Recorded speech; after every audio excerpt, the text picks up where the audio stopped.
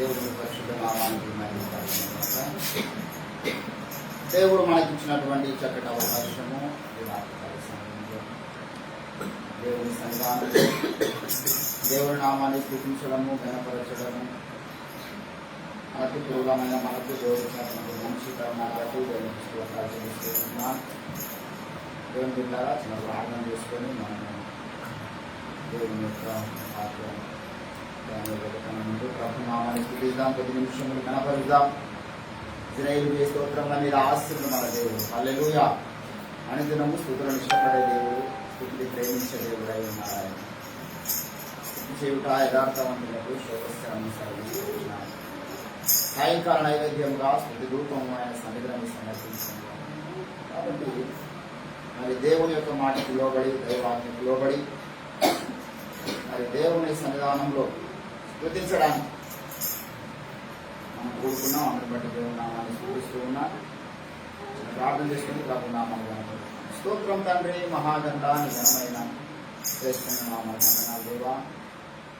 రాత్రికాల సమయంలో మీరు నాకు ఇచ్చినటువంటి మంచి కర్మము, మీ నామమును స్థుతించడము, ఘనపరచడము తండ్రి. దయగల దేవా, కనికరం తండ్రి, కృప చూపండి. మా స్థుతులు మీరు అంగీకరించండి తండ్రి. మీకు స్తోత్రాలు. మీరు దిగిరండి ప్రభువా. మస్తులపై సింహాసనం వేసుకొని మీరు కూర్చున్నాను. కొంచెం సకల చీకటి ఆత్మ ప్రేతాత్మ శక్తులను వేస్తూ నాముల కల్పిస్తూ పిండిస్తున్న ఈ పరలోక శక్తిని మాత్రం వెలువడుతుంది. యేసుక్రీస్తు శక్తియుత నామం సమర్పిస్తున్నాం.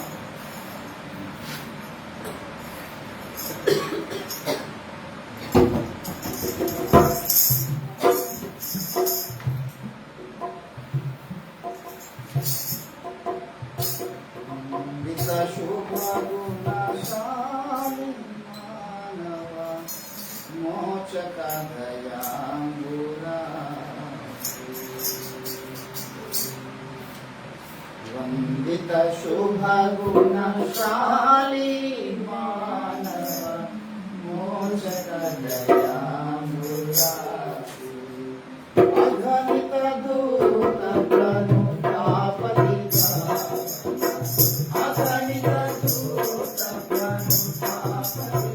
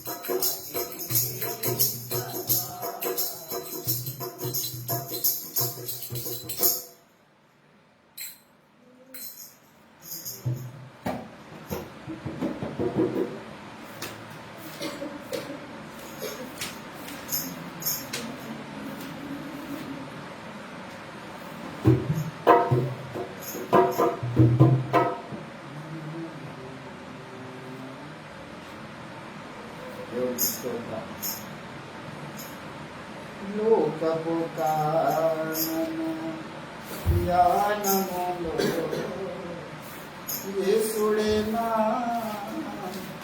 ఆశ్రయము. లోకపు కారణము ధ్యానములో యేసుడే నా ఆశ్రయము.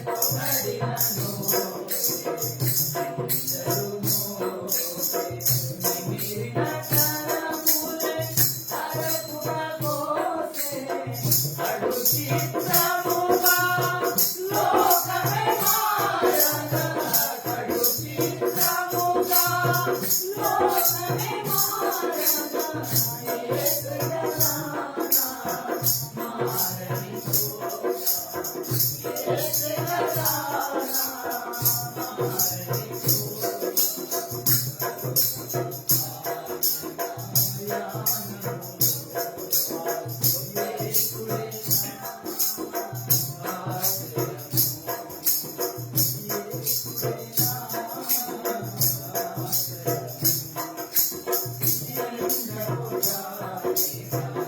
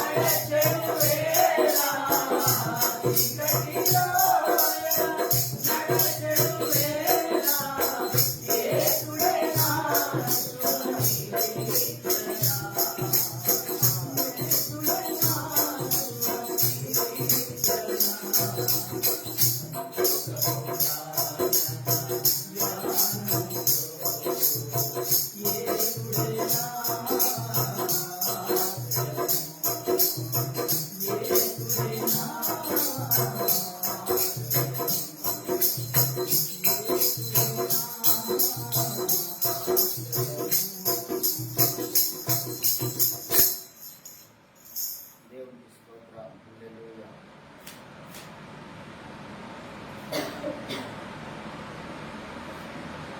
మితిలేని నీ ప్రేమ గతిలేని నన్ను చూసి నా స్థితి మార్చినదే, నన్నే శృతిగా చేసినది.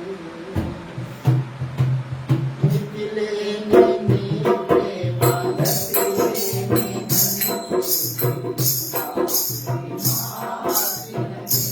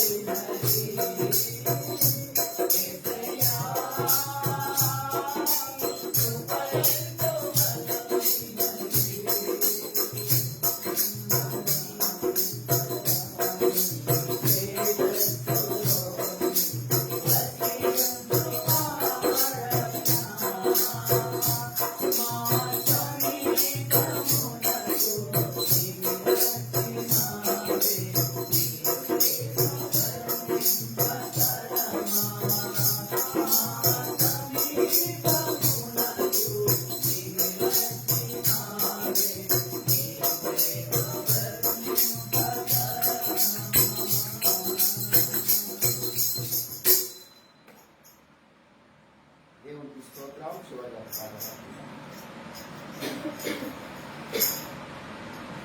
ఎరుగని రీతిగా నిన్ను దర్శించే నీ కృపా, ఎరుగని రీతిగా నన్ను దర్శించే నీ కృపా, ఇంతవరకు కాచెనే చెంతనుండే నీ కృపా, అంతం వరకు నడిపించునే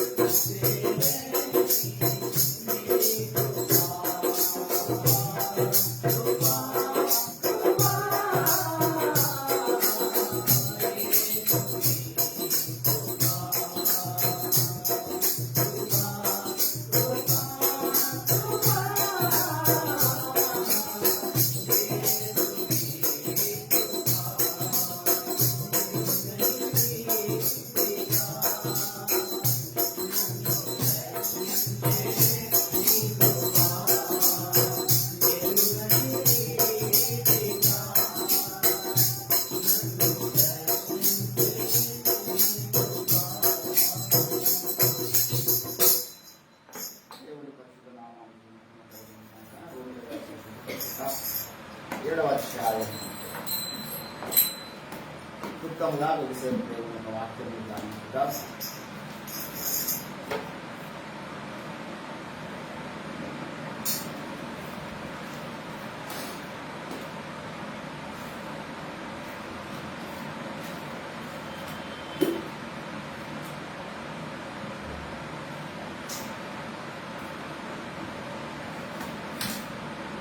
The book of Romans, chapter 7, verse 16. Right? 18. కావున ఇకను దాని చేయునది నాయందు నివసించు పాపమే గాని నేను కాదు.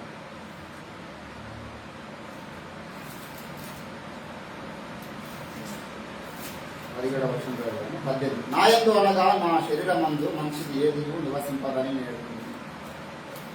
మన లేఖన భాగము దేవుడు మన గురించి ప్రభు నుండి నాకు అత్యంత ప్రియులారా, చదువుకున్న లేఖన పరిస్థితుల భాగంలో మనకు గమనించినట్లయితే అపోస్తలుడైనటువంటి పౌలు భక్తులు ఇస్తున్నటువంటి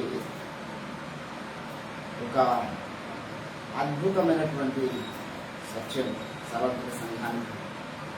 ఈ రోమా 6, 7, 8 అధ్యాయములు చాలా చాలా వివాదాస్పదమైనటువంటి అధ్యాయాలు. ప్రపంచ చరిత్రలో చాలా మందికి అర్థం వాచ్మెన్ మీ గారు ద నార్మల్ క్రిస్టియన్ లైఫ్లో సగానికి పైగా ఈ యొక్క ఈ 3 అధ్యాయాల మీదనే ఆయన డిస్కవరీ చేశారు. నాయందు నివసించు పాపము అన్నారు. నివసించు పాపం. ఎప్పటి నుంచి నివసిస్తుందండి ఇది? ఎలాగూ వచ్చిందంటే నా శరీరములో నివసించు పాపం అన్నారు. దేవుని బిడ్డలారా, నీ శరీరములో పాపము ఉన్నదనే సంగతి మనకు పుట్టినప్పుడు తెలియదు. ఎంత పవిత్రమైనటువంటి కుటుంబంలో పుట్టినా, ఎంత పవిత్రమైనటువంటి వంశంలో జన్మించినా, మనం ఎదుగుతున్న కొద్దీ అప్రయత్నంగా మనకు తెలియకుండానే మన తలంపులు చెడిపోవడము, అప్రయత్నంగా మనకు తెలియకుండానే నోటితో అడరాని మాట్లాడడము, అప్రయత్నంగా మన చూపులు చూడరాని దృశ్యాలు చూడడం అనేది జరుగుతూ ఉంది. అవి జరుగుతుందా? ఇది నేను చూడదనుకుంటూ చూస్తున్నాను. నేను చాలా మంది దీనిగా సినిమా కళాకారులు కూడా బాధపడాలి. చూడద్దంటూనే చూస్తూనే ఉంటారు. ఇంకోటి సినిమా పాట చూడద్దంటూనే చూస్తూనే ఉంటాను. కాబట్టి మరి ఎంత నీతిగా బ్రతుకుదాం అనుకున్నా సాధ్యం కాదు. కాబట్టి అయ్యో నేను అయ్యో ఇచ్చి మరణమునకులో నాకు శరణు నుండి ఎవడు విడిపించునో అన్నాడండి కదా. దయచేసి 24 అయ్యో నేను ఎంత దౌర్భాగ్యుడు. ఎప్పుడన్నా మాట పుట్టినప్పుడు ఆడేవాడు పెరిగి పెద్ద అవుతున్న కొద్దీ, వయసుకు వస్తున్న కొద్దీ వాడంటే వాడికి ఏం అర్థమవుతుంది మెల్లమెల్లగా. నేను ఈ బూతులు ఎక్కడ నేర్చుకున్నాను? ఈ చెడ్డ తలకు దళసేపు ఎక్కడ నేర్చుకున్నాను? ఈ చెడ్డ క్రియలు చేయడం ఎక్కడ నేర్చుకున్నాను? దాన్ని నేర్పించేటటువంటి స్థానం ఎక్కడ లేదు కదా లోకంలో. ఎలా నేర్చుకుంటున్నాం? అవి ఎలాగో నాలో పుడుతున్నాయి. ఈ ఖ్యాత ఆటోమేటిక్ వస్తుందన్నమాట. అయ్యో నేను మేలని చేద్దాం అనుకుంటున్నాను, చేయలేకపోతున్నాను. ఇచ్చి మరణమునకులో నాకు శరీరం ఉంది, నన్ను ఎవడు అయ్యో నేనంత దౌర్భాగ్యం. పాప కోరికలతో నింపబడి ఉన్నాడు మనుషుల సంగతి పెరిగి పెద్ద అర్థమవుతుందా పుట్టినప్పుడు. కాబట్టి దేవుని బిడ్డలారా, పుట్టినటువంటి శరీరము పరిశుద్ధమైనది కదా, కుమారులేమో స్వాస్థ్యము, గర్భఫలం ఆయన ఇచ్చి బహుమానం కదా, దేవుడు మనకు బహుమానాలని పాపులు ఇస్తారా అని చాలా విచిత్రమైనటువంటి మాట లోకంలో ఎంతమంది మాట్లాడుతూ ఉన్నారు. దేవుని బిడ్డలారా, ఇక్కడ అపోసినటువంటి పౌలు భక్తులు అనేక సంగతులు చెప్తూ కొన్ని విచిత్రమైనటువంటి మాటలు ఈ 15వ అధ్యాయం మొదటి కొరకు రాసిన పత్రికలో మాట్లాడతాడు ఆయన.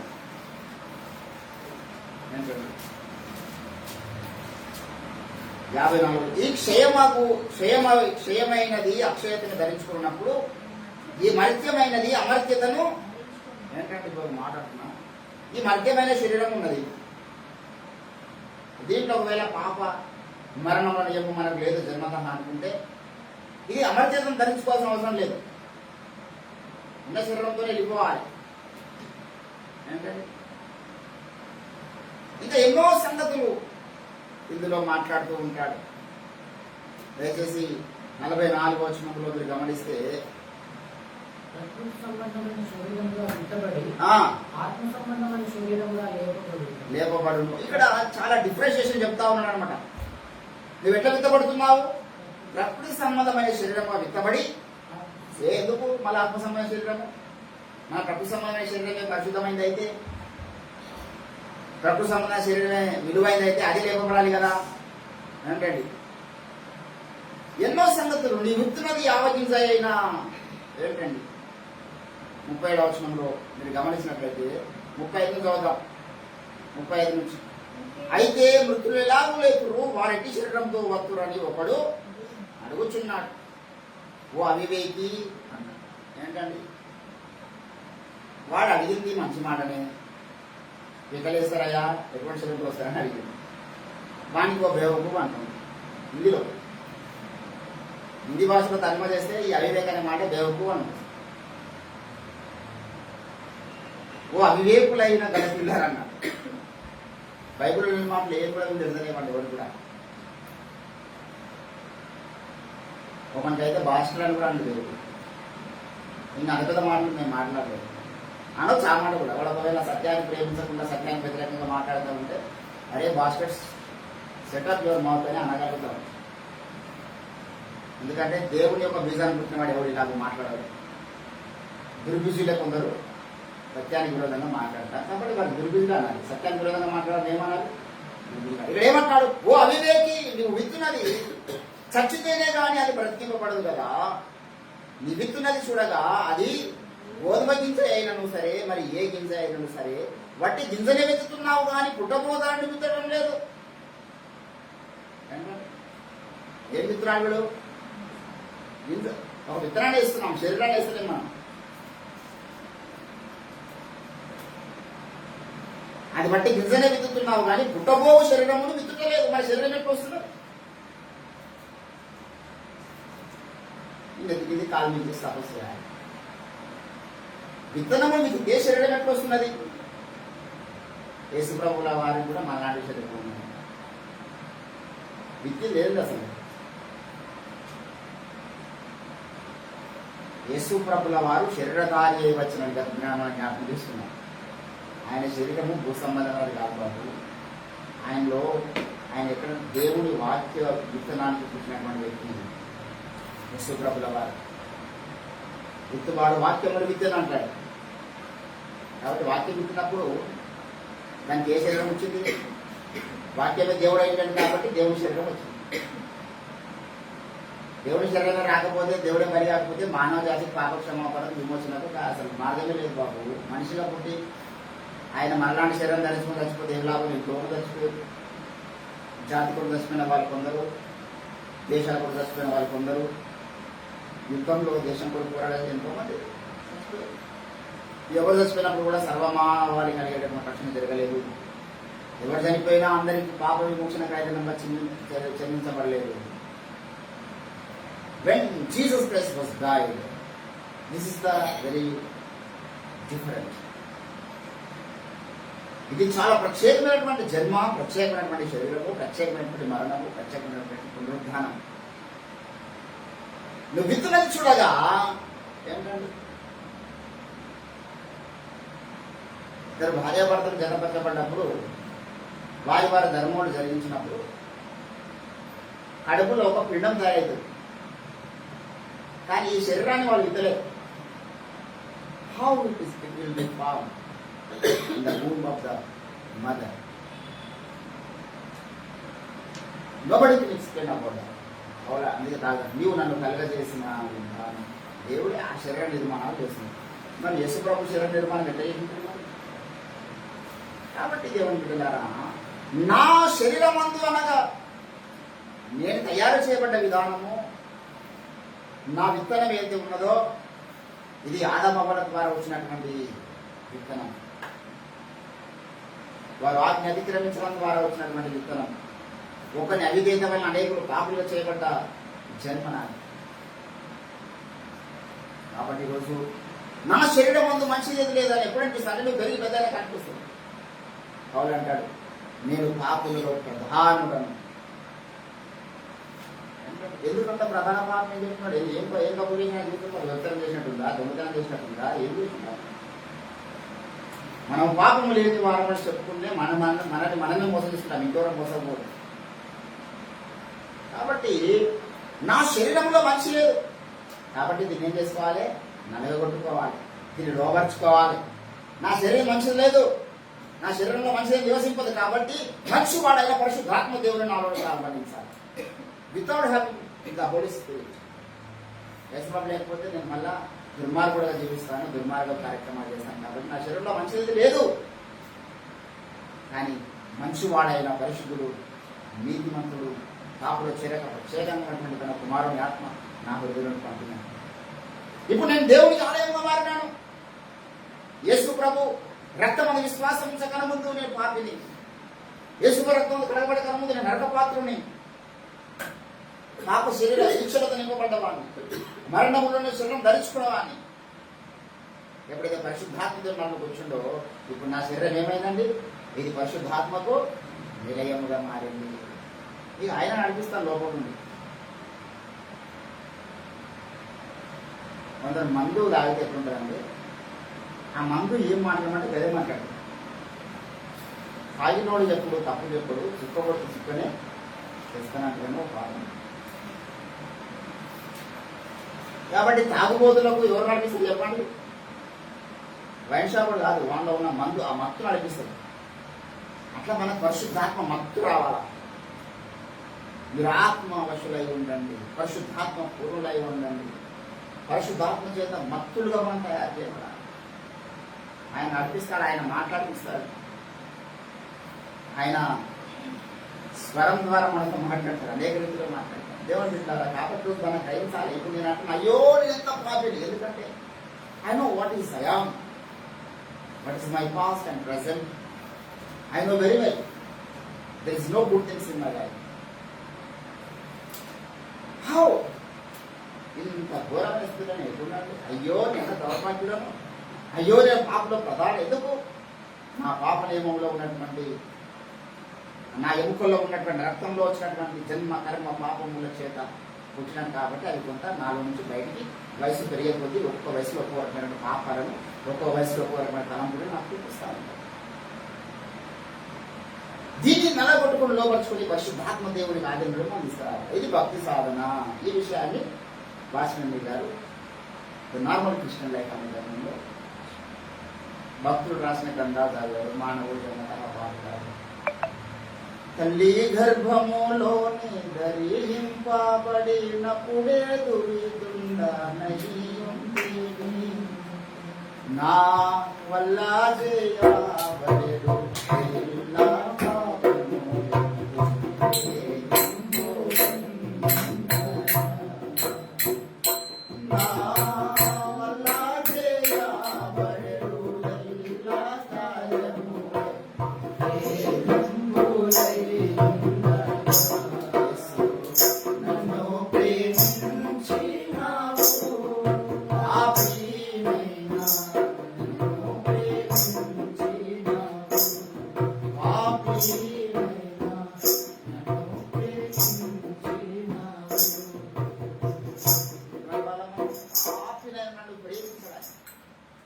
ఎందుకు ఎందుకు ఈ జీవితాంతమంతా నువ్వు ఎందుకు అనాలి?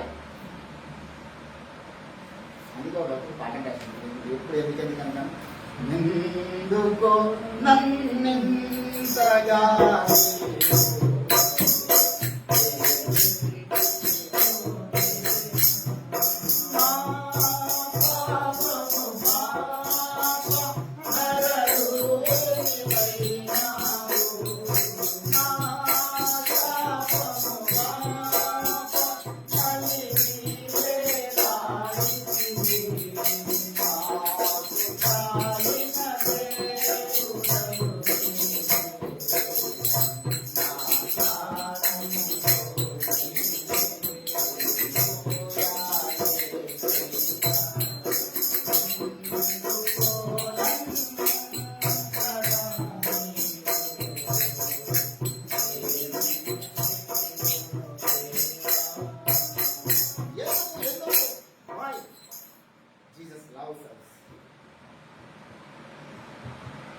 మితి లేని ప్రేమ అయినది. గతి లేని నన్ను చూసి నా స్థితి మార్చడానికి దిగి వచ్చింది. అందుకని ఆయన ఎందుకు వచ్చినావు అయ్యా భూమి మీద అని అడిగాడు. పాపులను రక్షించడం నేను వచ్చి తిని. That's the purpose of this world. పాపులను రక్షించడం. ఎందుకంటే అప్ప స్టేట్మెంట్ అందరికీ వస్తుంది. మంచి వారిని రక్షించడం వచ్చిందంటే చాలా మంది పోతారు. ఎవరు రాదు అసలు. ఎవరు లేదు. నిధి మంత్రులు ఒకనే ఉంటారు. కాబట్టి యేసుప్రభుల వారు వచ్చిన ఉద్దేశం పాపలను రక్షించడం వచ్చింది, నశించడానికి వ్యక్తి రక్షించడం వచ్చింది. కాబట్టి ఆయన వచ్చిన ఉద్దేశానికి నేనేం కావాలా? క్వాలిఫైడ్ పర్సన్ కావాలా. అందుకే మనం ఏమంటున్నాం? నిలువెల్ల ఘోరపు విషమేనయ్యా, మనిషిగా పుట్టిన సర్వానయ్యా. నిలువెల్ల ఘోరపు విషమేనయ్యా, మనిషిగా పుట్టిన సర్వానయ్యా. పాపం కడిగావులే, విషము విరిచావులే. పాపం కడిగావులే, విషము విరిచావులే.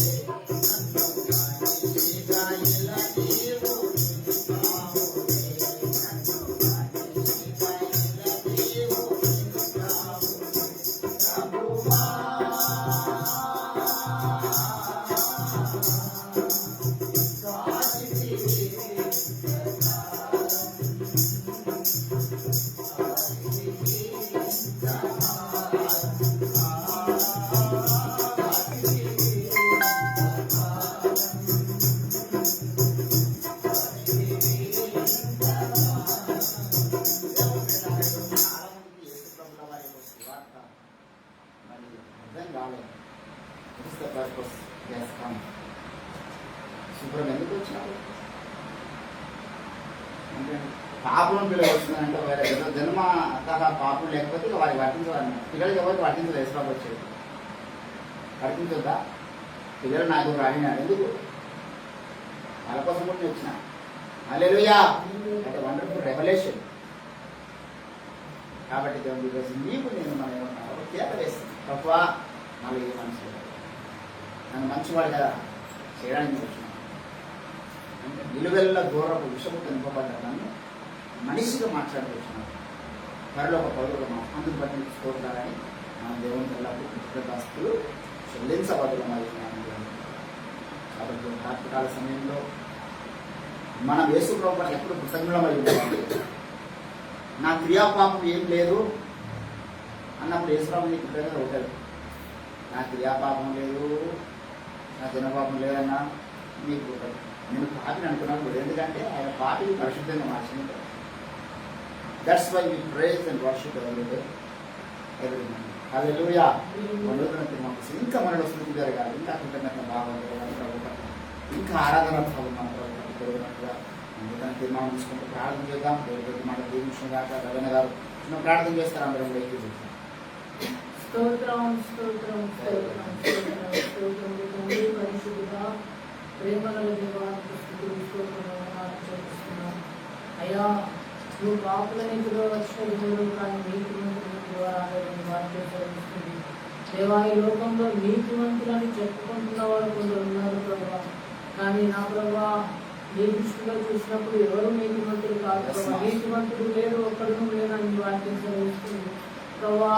ఇది నేను పాపిని అన్నవారిని ప్రభా ఇది నీ కుమారులుగా స్వీకరించడానికి నీ రక్తం ప్రోక్షించి కడిగి శుద్ధి చేసి నీ కుటుంబంలో చేర్చుకోవడానికి సిద్ధంగా ఉన్న దేవుడు, ఆశపడుతున్న దేవుడు. అలాంటి ప్రతి ఒక్కరిని నీవే ఈ సమయంలో ఆకర్షించుకోండి, రక్షణగా నడిపించండి, దేవుని కుటుంబంలో చేర్చండి, అంగములుగా చేర్చి నీవే దీవించి ఆశీర్వదించి మహిమాధనక ప్రభావం పొందుకోమని ఈ వాక్యాన్ని ఫలింపజేయమని, వాక్యం విన్న వారందరినీ నీవే దర్శించమని, వారితో ఇంతలో మాట్లాడుతూ ఉండమని యేసుక్రీస్తు పరిశుద్ధమైన నామంలో ప్రార్థిస్తున్నాము.